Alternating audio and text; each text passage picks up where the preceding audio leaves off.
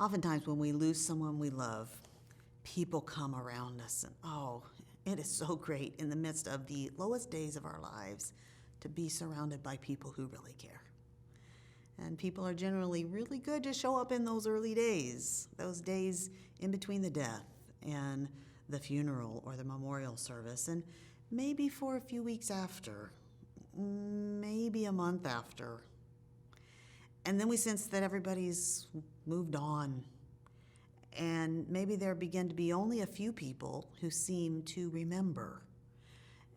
And people seem to expect that from losing that person that we should be on some kind of steady trek to getting better.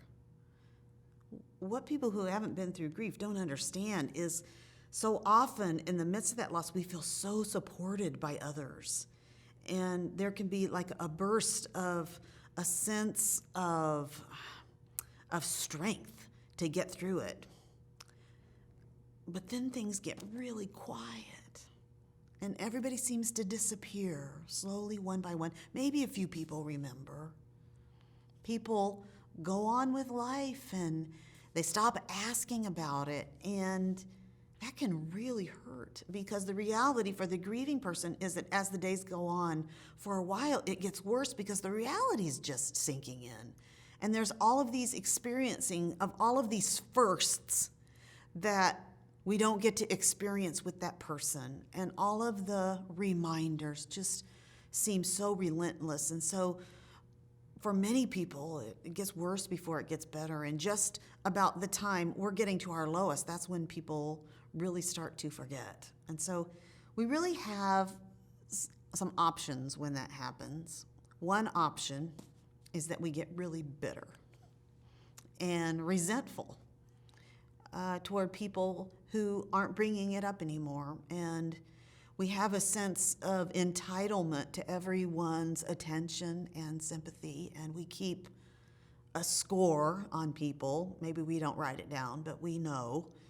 And it's just so easy to grow resentful in the midst of grief as we feel that people are forgetting us. And so that's one option, to become bitter. And going down that path of choosing to take offense and become bitter, it leads to a very bitter place. It leads to a lot of disrupted relationships and alienation from people. And here we are lonely in the midst of grief, and that loneliness just grows.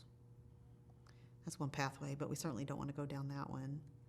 The other pathway would be to be realistic about people and their ability to enter in and stay and remember. I hope if you're a grieving person that God has given you at least a few people who still remember and still have the courage to ask you about it. But perhaps it's unrealistic to expect that everybody should continue to focus on it. You can't help it because it's always like a program, a computer program running in the back of your mind. It's always right there. It's like a veil through which you see everything. But many people are going on with life and they do forget. And if they haven't been there, they don't understand that it might be getting harder instead of easier. So I encourage you to recognize that perhaps it's not appropriate to expect someone who hasn't been there to get it. We think they should know, they should understand, they should know what to do. Well, if they haven't been there, then they really don't know. And the other thing I would say is don't expect people to read your mind. Maybe they really think you don't want them to bring it up. So it can be really helpful to people to just tell them.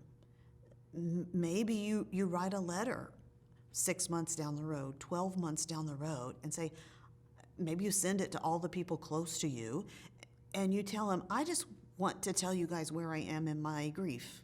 I'm still feeling this tremendously, and honestly, it's really hard for me that nobody's talking to me about it anymore, and it's really awkward, and I recognize that, but I want you to know that I want to talk about this person who died, and I want to talk about how this is impacting me, and I still really need you to draw in close. So don't expect people to read your mind. Tell them that you want to talk about it. Don't be afraid to bring it up yourself. But probably most importantly, don't hold on to the resentments toward the people who have forgotten. Instead, ask God to do a work of grace in your heart, that he would give you the strength that you could begin to reach out to other hurting people. Ask God to open your eyes to the hurting people around you, that you could begin to extend to other people the kind of care and concern and compassion that you so wish other people would be showing to you.